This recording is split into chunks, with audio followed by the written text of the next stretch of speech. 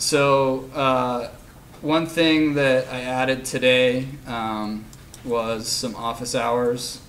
So Monday, Wednesday, Friday, I kind of looked at class scheduling and for the architecture department, and this seemed like a good fit with second year students. If you can't meet me or need to meet me and can't do it during 2 to 3:30 Monday, Wednesday, Friday, we can figure something out. But I just kind of want to make a that'll be kind of a designated office time, and shoot me an email a day or two in advance if you can, and try to be as I can't speak, thank you, as possible about it. Just because I am a grad student and I have my own work that I have to get done too, and so I need some time in my day in order to do that as well. So just a heads up on that. I've been getting bombarded with emails from people, and so I'd like to try to help out, as soon as possible, but sometimes I need to take care of what I need to do too. So, right, we're all people and we all have stuff going on in our lives. Under handouts, assignment 1, under assignments, assignment 1 is now posted to Blackboard. We're going to try to walk through as many of these conceptual masses as possible today, but there is a link here that walks through. There's about 12 objects in the conceptual mass environment that we're going to have you build. And then next week we're going to look at creating a parametric mass that flexes. And this is the old one, so I need to get the new sheet up. But basically we're going to make a parametric mass that flexes, and then we're going to create 3 or 4 families just like we did with the 2D parametric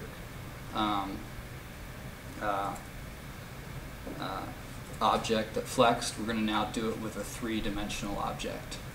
And then the intro into that will be, we're going to flex that down to a 1-inch by 1-inch cube, and I'm going to have you guys go to the wood shop and get it printed out via 3D printer. And so that'll be an assignment that kind of laps over a 3-week time period, so you don't have to get it done right away. And Jay knows about it, so he should have everything prepped there for you to do it. And then well, that's right, the S drive. So another mission this weekend is to get on the S drive. And there are instructions for that.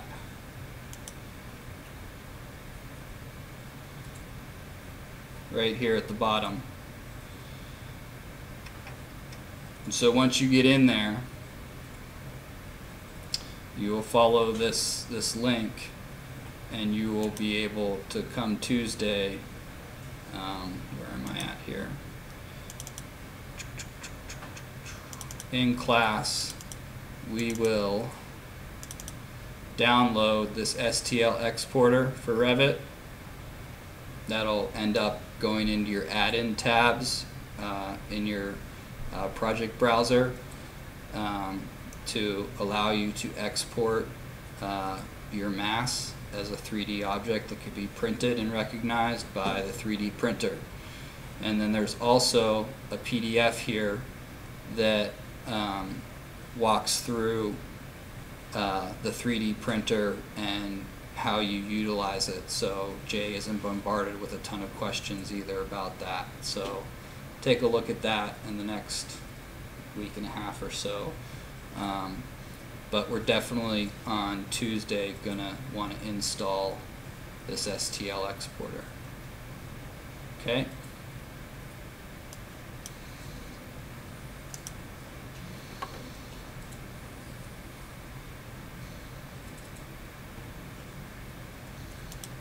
think that's it as far as housekeeping. All right. So again, this is due tonight, 11:59. I don't think you can submit after 11:59. So if you miss that deadline, shoot me an email and we'll work something out to get that file to me to get graded. I'm going to go back to the recent files.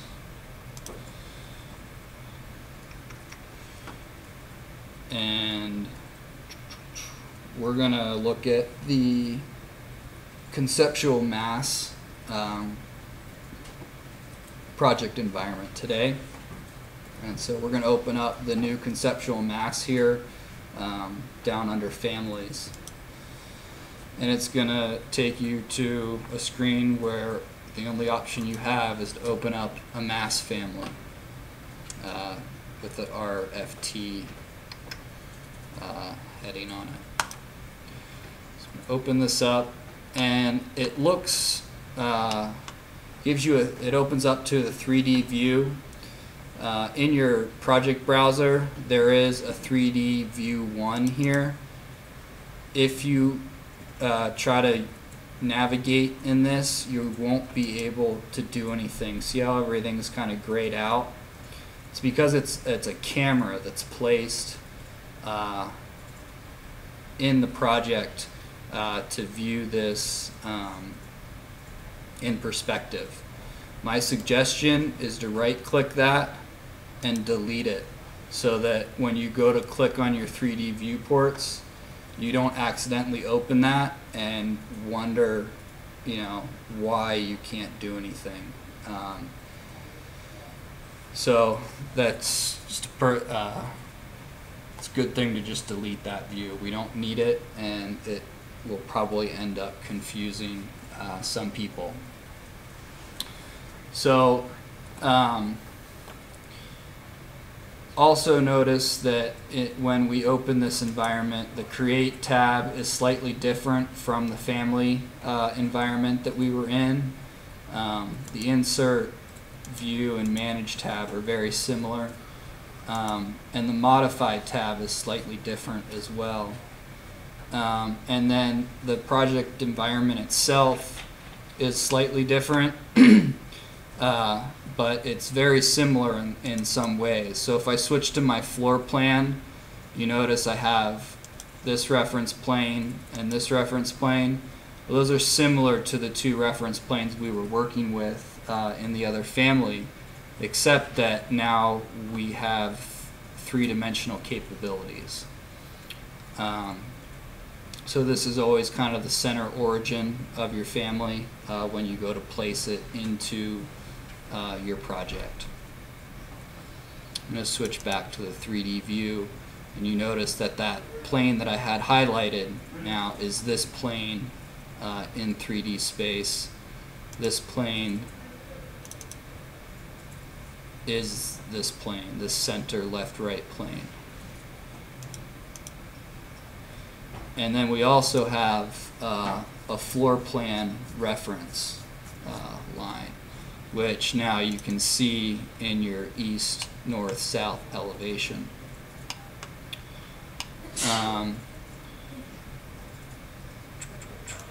So going back to our 3D environment, our tools in the Create or Modify tab are basically model lines and reference lines. The difference between these two is,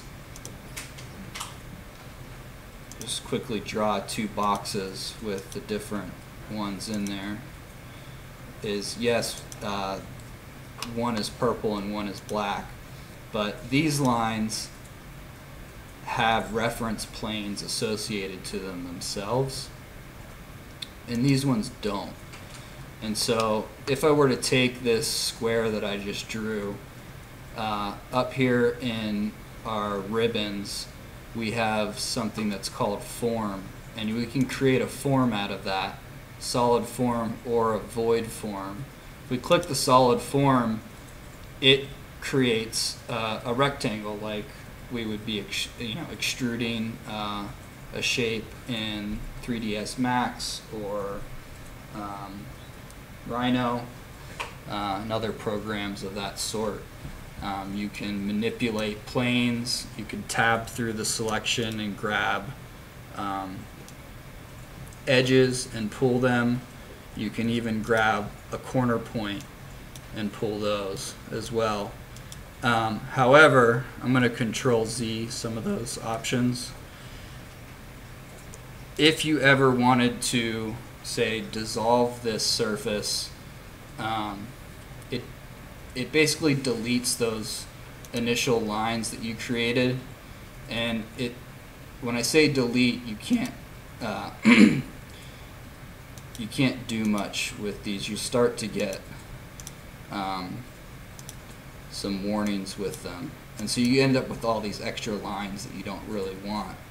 Whereas with reference planes, when you create a form, it asks you if you want to create a plane with this rectangle, so a surface, or it gives you an option to extrude. And it's a little more constrained. Like, you can obviously push and pull, but you'll see some locked capabilities of it. And so you don't necessarily get those push and pull options as you do with the model lines. But when you go to dissolve it, it doesn't delete itself, kind of like this one does. So typically, you want to be working with reference lines. And if you happen to, in a hurry and you draw, some model lines and you went, shoot, I wanted reference plane, I wanted to draw reference lines. Well, in your properties dialog box, you can change them to reference lines through the properties, the instance properties of those lines. So just as a side note, and you can also change them back as well in your properties there. So at any rate, our first shape, can you guess, is a rectangle. So we're going to create that form, and sweet, got it. I'm going to move that off to the side at the moment and go back to my 3D view.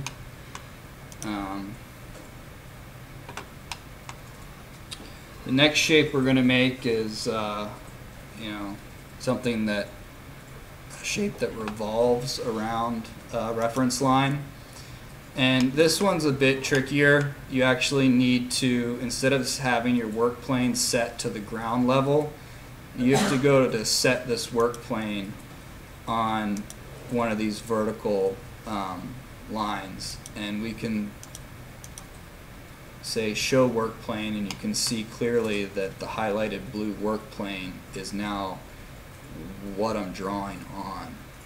And so you can click reference lines, and I'm just going to kind of snap to that midpoint so I have some type of reference. And you can see that this thing draws and snaps to vertical, and it also shows your angle if you want to get into angles at this point.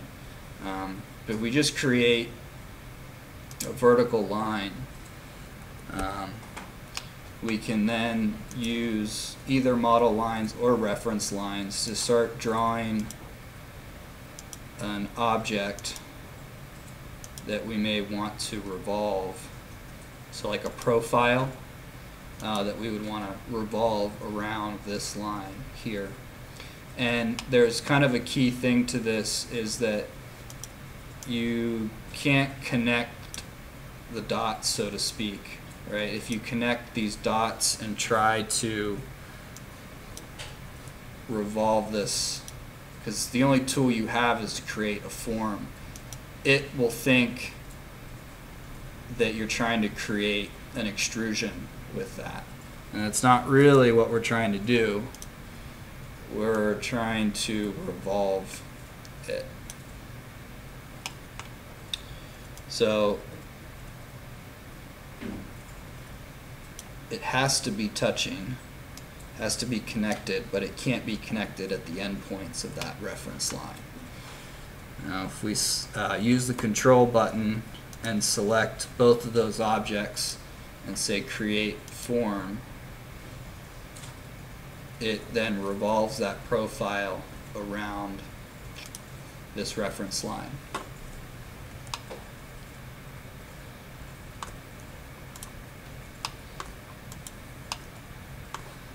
I'm going to look to see what plane we're in here. So if I switch to my west elevation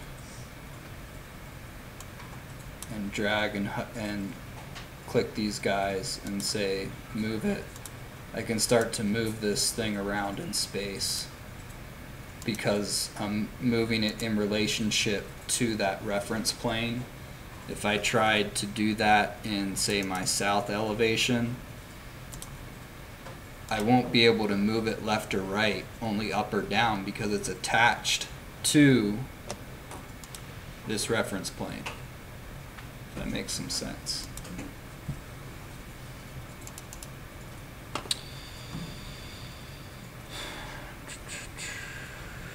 Okay, now we're going to create kind of a blended object where we're going to take, a rectangular shape and extrude it and kind of twist it and rotate it. And in order to do this fairly simply, we're going to go into our elevation view and we're going to select our level 1 reference plane. And if you hover over it, you'll notice there's a little plus sign that happens. If you press Control and then click and drag up, it'll actually copy level 1 and create a level 2. And you could do this multiple times. And you could even start to dimension them, set them equal to each other, and maybe only define one, and we can change that temporary dimension to say like 10 feet. Okay, and so if we go, well, there's no views here of my level 2, 3, and 4, right? So what if I want to open up and work on the floor plan of that? Under my View tab in the ribbon, you can select under the Create tab area is Floor Plans. And we can select by selecting Shift and then selecting all of them at once, or you can select them individually, press OK. Now I've created those floor plans, so to speak, those levels, in my project browser so I can easily navigate through them. What we want to do is go back to our level 1 and we're going, yes? How did you get the second, third, and fourth level? So in an elevation view, you can select your first level, and with the control key held in and you hovering over the line, the reference plane, you can left click and drag up to create an additional level. Can you do that from level 4? Yeah. And you could also just use the copy command as well, so I could just copy that, but the control is kind of a quick key to do that.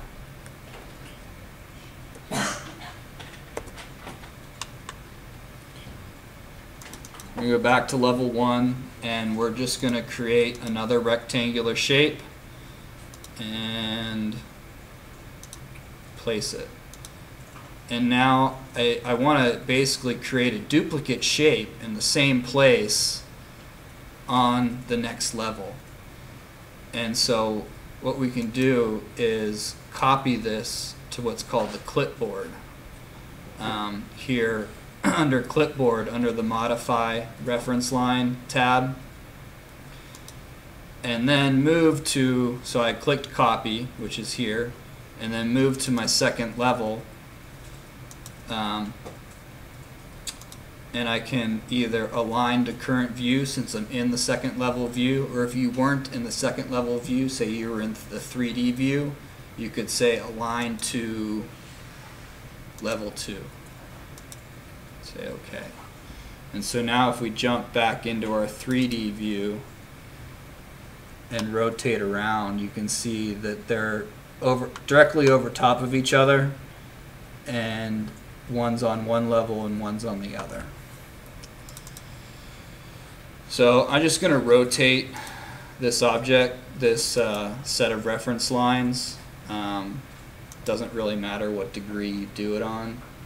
And then just for the fun of it, let's go to level 3 and create like a circle. And notice I did it with model lines. I'm just going to go ahead and hit the reference, make it a reference line. I'm going to flip back to 3D, and this might be a really awkward shape, but we'll see. So if we select all of these reference lines that we just created and go up to our create form tool and create the form, it starts to create a blend between those shapes. That's a pretty funky shape, but it'd be a cool looking building, wouldn't it? And that's kind of the goal of this, is that you can start to create really funky shapes, even join geometry, join multiple shapes together in this, and then load this into your project and apply walls and other elements to this. So this is just kind of the beginning steps of introducing this to you. Yes? Can you show me one more time how you did the building? Yeah, let me dissolve this because I made reference lines. Sorry. So first I drew this one, copied it up and rotated, and then on the third level I drew this circle, right? And so if you select all of them together, and I use the control button to add objects to my selection, under the create form tab, you just say create a solid. Yeah, you're welcome.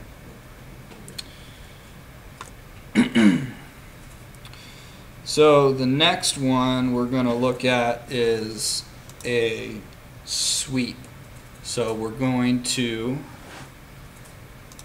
go back to level 1, and you'll notice here we've got what's called a spline through points. And so we can start placing points. And I'm going to hit escape to get out of that command, and escape again to cancel it completely. And just going to the 3D view, you can kind of see what's happening there is I've got these little nerves nested on this line. And if we select them, you'll notice they also have some reference planes. And if we select both of them, the two endpoints, we could select all 4 actually.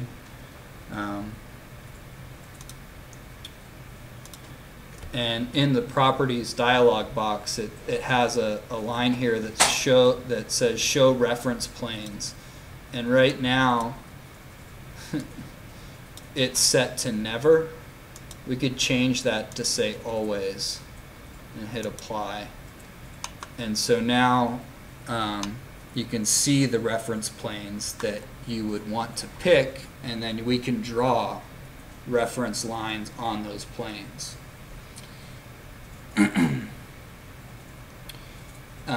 So I'm just going to set my work plane to this reference plane here, and it highlights because I have the show reference plane on there. And I'm just going to create a circle. I don't think it really matters how big it is. And we could select that and the line itself and say create form.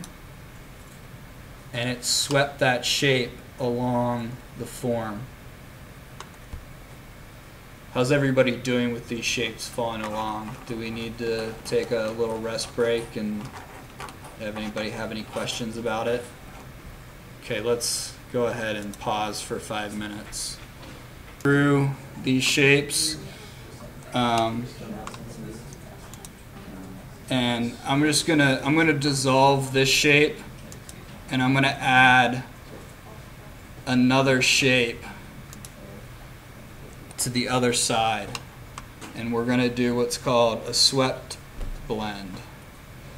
So similar to this, but now we're adding more shapes.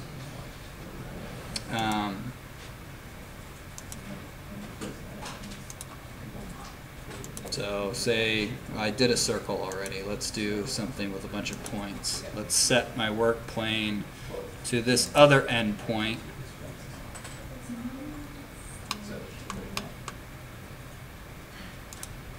And let's do something extreme so it kind of is visible. So if I select that guy, the spline itself,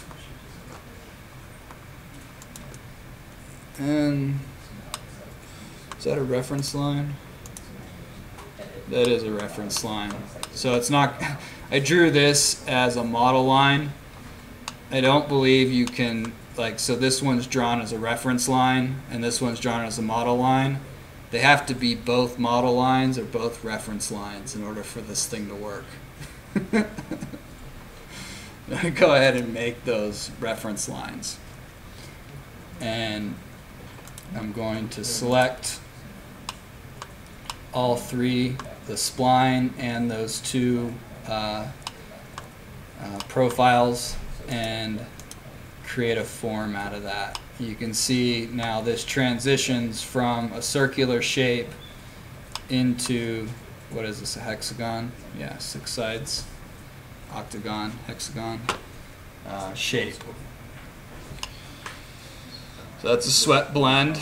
If you want to make a cone shape, it's similar to the revolve tool, except let's go ahead and draw a reference. Well, we have to set our working plane to this vertical plane. I'm going to draw a vertical reference line, and then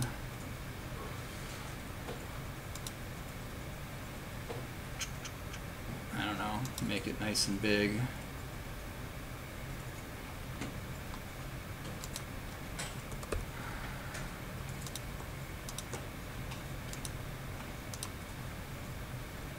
Voila, cone.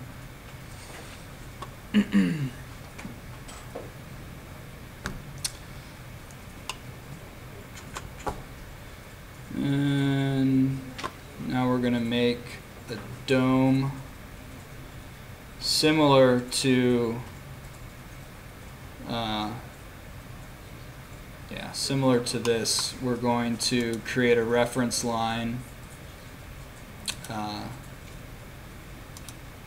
our floor plan.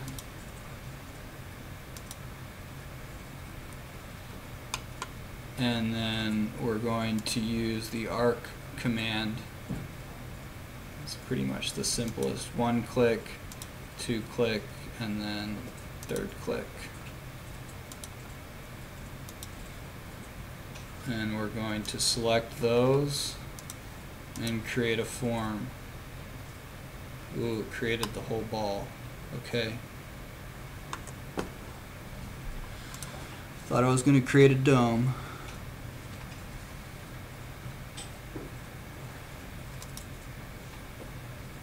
I'm going to look quickly at the tutorial. Ah, okay, now I get it. Okay, let's just dissolve this shape here, since we don't have a ton of time to redraw this shape. Just delete that. And not in the right reference plane. And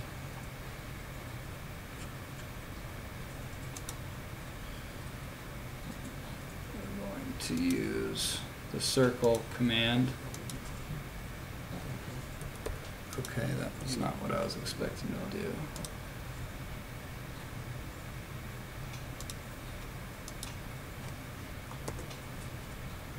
I don't work with these tools a lot. What the heck?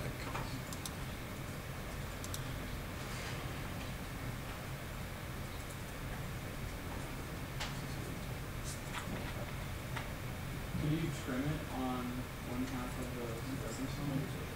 Yeah, I'm just trying to do the, no, yeah, you can do that. So, you can actually probably use this command and select this line. No, you can't. Split tool. And trim. Problem is I don't want to trim it, because then I'm going to lose my reference line. So let's see if we can keep that. There we go.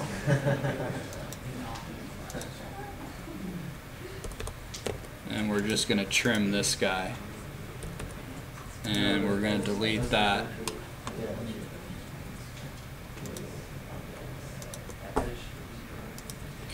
I'll go ahead and create that form. There's the dome. The dome.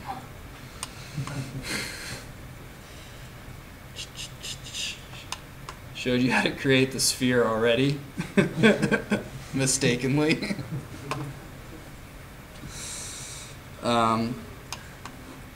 Torus shape, I believe, is, oh, that's this donut.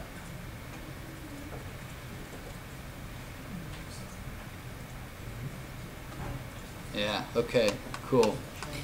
Alright, so let's just select this shape, and I'm going to delete it for my purposes to just show you.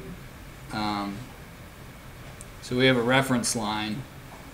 We can just go over here and draw a circle, and then select the reference line and the circle and create form, and it creates a donut, more or less. Yeah, it's a big donut.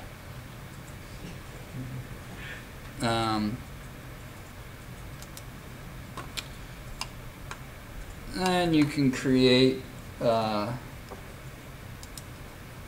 lofts. So if we go back to our floor plan and we click on this little point element, and these are nodes basically, and we can place these nodes you know, pretty much anywhere, and then we can select them and click the spline through points, and it'll do the similar thing to the spline through points.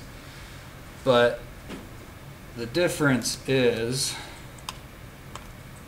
you can individually select these now and move them kind of in space three-dimensionally. And so by clicking this little green triangle, you can kind of move it around in all directions. And then just like our swept blends, shift key, if everything's highlighted, you want to deselect something, you hit the shift key, and that'll deselect the object. And again, we can turn on our work planes on those nodes. And again, we can draw on these work planes.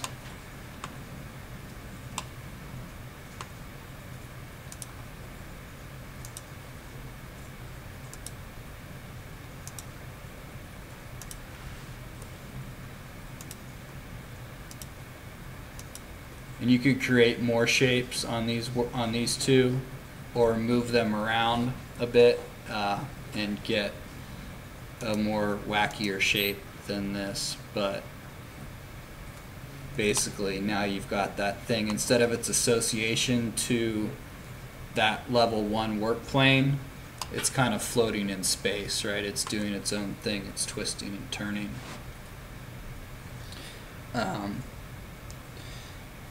And so you could do that with just one shape or several shapes, depending on what you want to do. I think we've got time here to get through to the pyramid. I'm thinking if I rush it, I'll screw it up, but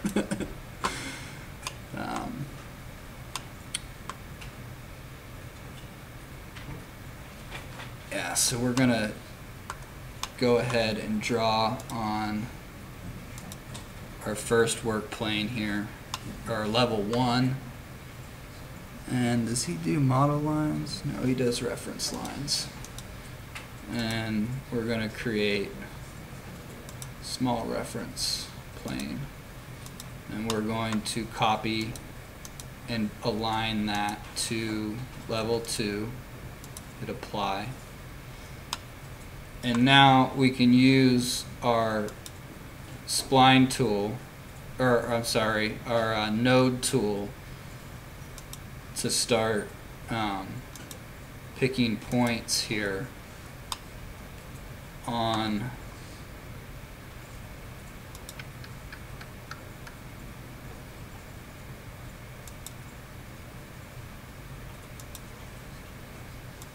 our reference plane. We can go one step further. If we're in our 3D view, in our options bar, we can click 3D snapping. And now we can start to snap to these nodes and draw reference lines between these nodes.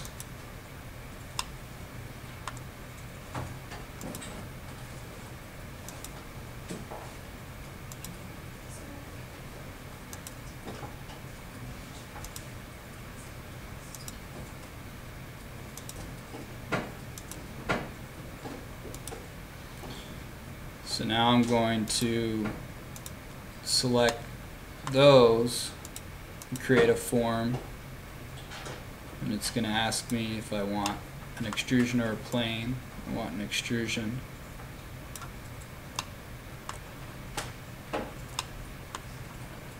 As I drew them all at once, and deselect those guys. I think I actually have to draw one more reference line here.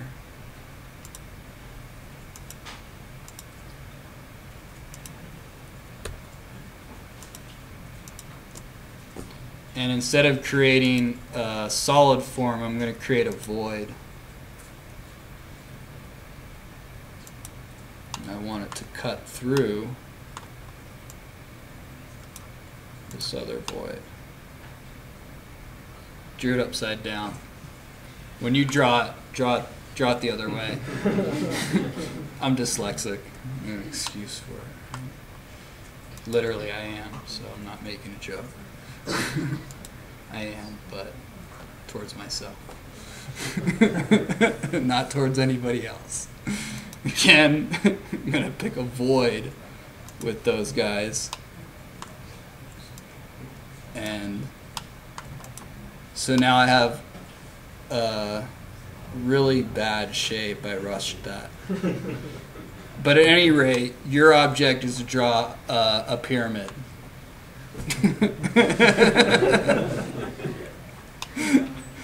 And that's more or less how you do it. I just did it wrong. I'll admit that right off the bat. I'm under the gun though. It's 7 o'clock. So this will be posted. I believe we went through all 12 objects. Go ahead and model those over the weekend. Save the file. It'll show you on that sheet what you should name it. Attach your last name to the file as well. And then next week we'll get into that parametric rectangle. And then that whole assignment will be due next Thursday. Okay? And you'll be uploading 2 files next Thursday. Yeah. Okay.